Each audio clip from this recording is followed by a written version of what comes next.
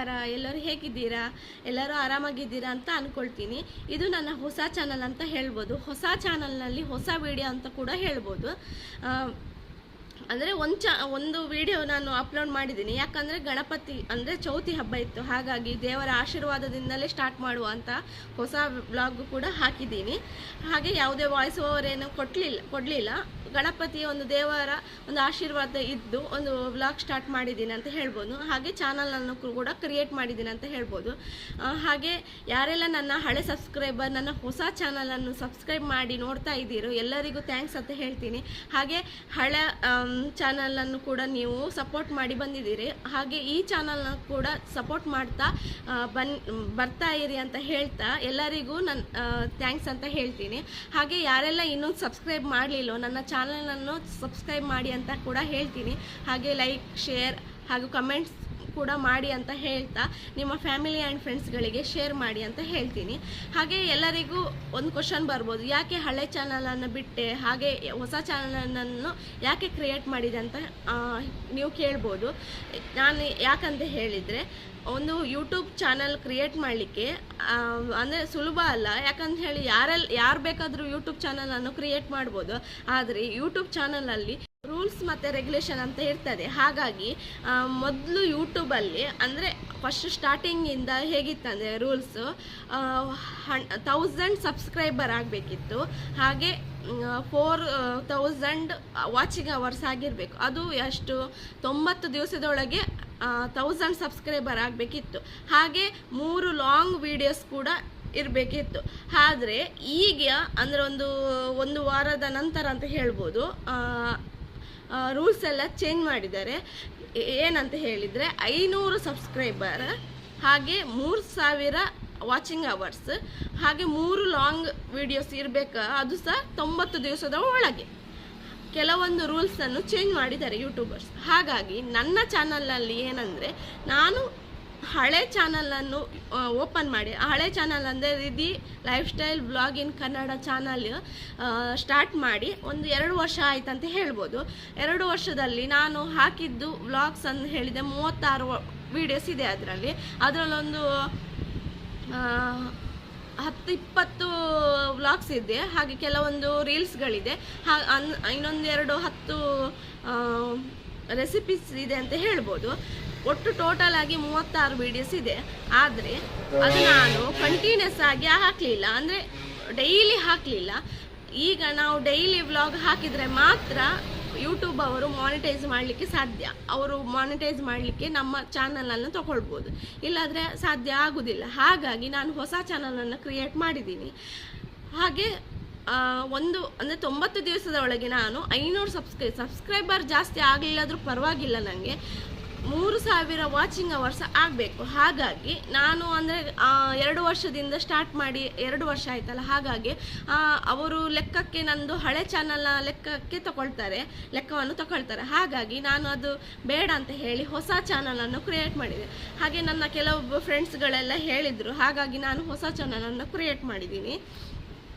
ಯಾರೆಲ್ಲ ನನ್ನ ಹೊಸ ಚಾನಲನ್ನು ಇನ್ನೂ ಸಬ್ಸ್ಕ್ರೈಬ್ ಮಾಡಲಿಲ್ಲ, ಪ್ಲೀಸ್ ಸಬ್ಸ್ಕ್ರೈಬ್ ಮಾಡಿ ಅಂತ ಹೇಳ್ತೀನಿ. ಹಾಗೆ ಹಳೆ ಸಬ್ಸ್ಕ್ರೈಬರ್ ಕೂಡ ಸಬ್ಸ್ಕ್ರೈಬ್ ಮಾಡಲ್ಲ. ಹಾಗೆ ಕೆಲವೊಬ್ರಿಗೆ ಗೊತ್ತಿರೋದು ಸಹ ಇಲ್ಲ. ಹಾಗಾಗಿ ನಾನು ಹಾಕ್ತೀನಿ ಹೊಸ ವ್ಲಾಗ್ಸ್ ಎಲ್ಲ. ಹಾಗಾಗಿ ನೀವು ಕೂಡ ನಮ್ಮ ಚಾನಲನ್ನು ಸಬ್ಸ್ಕ್ರೈಬ್ ಮಾಡ್ಬೋದು ಅಂತ ಹೇಳ್ಬೋದು. ಹಾಗಾಗಿ ನನ್ನ ವ್ಲಾಗ್ನಲ್ಲಿ ಜಾಸ್ತಿ ವಾಚಿಂಗ್ ಅವರ್ಸ್ ಇರಲಿಲ್ಲ, ಹಾಗೆ ವ್ಯೂವರ್ಸ್ ಕೂಡ ಇರಲಿಲ್ಲ, ಹಾಗೆ ಸಬ್ಸ್ಕ್ರೈಬರ್ ಕೂಡ ಜಾಸ್ತಿ ಆಗಿ ಇರಲಿಲ್ಲ. ಯಾಕಂದರೆ ನನ್ನ ಓಲ್ಡ್ ವೀಡಿಯೋಸ್ ಅಲ್ಲ. ಹಾಗಾಗಿ ಅಂದರೆ ಓಲ್ಡ್ ಚಾನಲ್ ಆಗಿತ್ತು. ವೀಡಿಯೋಸ್ ಈಗ ಹಾಕ್ತಿದ್ರೂ ಪರವಾಗಿಲ್ಲ, ಆದರೆ ನನ್ನ ಚಾನಲ್ ಅಂದರೆ ಓಲ್ಡ್ ಆಗಿತ್ತು. ಹಾಗಾಗಿ ಯಾರಿಗೂ ಅಷ್ಟು ಪರಿಚಯ ಇರಲಿಲ್ಲ. ಹಾಗಾಗಿ ಹೊಸ ಚಾನಲ್ ಮೂಲಕ ಹೊಸ ಚಾನಲ್ ಕ್ರಿಯೇಟ್ ಮಾಡಿದರೆ ಎಲ್ಲರಿಗೂ ಗೊತ್ತಾಗ್ತದಂತ ಹೇಳಿ ನಾನು ಹೊಸ ಚಾನಲನ್ನು ಕ್ರಿಯೇಟ್ ಮಾಡಿದ್ದೇನೆ ಅಂತ ಹೇಳ್ಬೋದು. ಅದರಲ್ಲಿ ನನ್ನ ಚಾನಲಲ್ಲಿ 124 ಸಬ್ಸ್ಕ್ರೈಬರ್ ಏನೋ ಇದ್ದರು. ಹಾಗಾಗಿ ಇದು ಹೊಸ ಚಾನಲ್ ಅಲ್ಲ, ಹಾಗೆ ಇನ್ನೂ ಯಾರಿಗೂ ಗೊತ್ತಿಲ್ಲ ಹೊಸ ಚಾನಲ್ ಕ್ರಿಯೇಟ್ ಮಾಡಿದೆ. ಹಾಗಾಗಿ ಎಲ್ಲರಿಗೂ ಹೇಳೋದೇನೆಂದರೆ, ಹಳೆ ಚಾನಲನ್ನು ಅನ್ಸಬ್ಸ್ಕ್ರೈಬ್ ಮಾಡಿ ಹೊಸ ಚಾನಲನ್ನು ಸಬ್ಸ್ಕ್ರೈಬ್ ಮಾಡಿ ಅಂತ ಕೂಡ ಹೇಳ್ತೀನಿ. ಯಾಕಂದರೆ ಇದೇನಪ್ಪ ಎರಡೆರಡು ಚಾನಲನ್ನು ಸಬ್ಸ್ಕ್ರೈಬ್ ಮಾಡ್ಕೊಳ್ಬೇಕು ಅಂತ ಹೇಳ್ಬೋದು. ಆ ಚಾನಲನ್ನು ಡಿಲೀಟ್ ಮಾಡಿ ಈ ಚಾನಲನ್ನು ಸಬ್ಸ್ಕ್ರೈಬ್ ಮಾಡಿ ಅಂತ ಕೂಡ ಹೇಳ್ತೀನಿ. ಹಾಗೆ ಯಾರೆಲ್ಲ ನನ್ನ ಚಾನಲನ್ನು ಇನ್ನೂ ಸಬ್ಸ್ಕ್ರೈಬ್ ಮಾಡಲಿಲ್ಲ, ಹಳೆ ಪ್ಲೀಸ್ ಸಬ್ಸ್ಕ್ರೈಬ್ ಮಾಡಿ ಅಂತ ಕೂಡ ಹೇಳ್ತೀನಿ. ಹಾಗೆ ಇದು ಬ್ಲಾಗನ್ನು ಹೊಸತ್ತಾಗಿ ನೋಡುವವರು ಕೂಡ ನನ್ನ ಚಾನಲನ್ನು ಸಬ್ಸ್ಕ್ರೈಬ್ ಮಾಡಿ ಪ್ಲೀಸ್ ಸಪೋರ್ಟ್ ಮಾಡಿ ಅಂತ ಹೇಳ್ತೀನಿ. ಯಾಕಂದರೆ ನಿಮ್ಮ ಸಪೋರ್ಟ್ ಇಲ್ಲದೆ ಈ ಬ್ಲಾಗ್ ನಾನು ಬ್ಲಾಗ್ ಮಾಡಲಿಕ್ಕೆ ಆಗೋದಿಲ್ಲ. ನಿಮ್ಮದೊಂದು ಸಪೋರ್ಟ್ ಬಂದರೆ ನಾನು ಕೂಡ ಬ್ಲಾಗ್ ಮಾಡ್ಬೋದು, ನನಗೂ ಕೂಡ ಖುಷಿ ಆಗ್ತದೆ. ಹಾಗಾಗಿ ಇದರಲ್ಲಿ ನನ್ನ ಇಂಟ್ರೊಡಕ್ಷನ್ ಕೂಡ ಮಾಡ್ತೀನಿ ಅಂತ ಹೇಳ್ಬೋದು.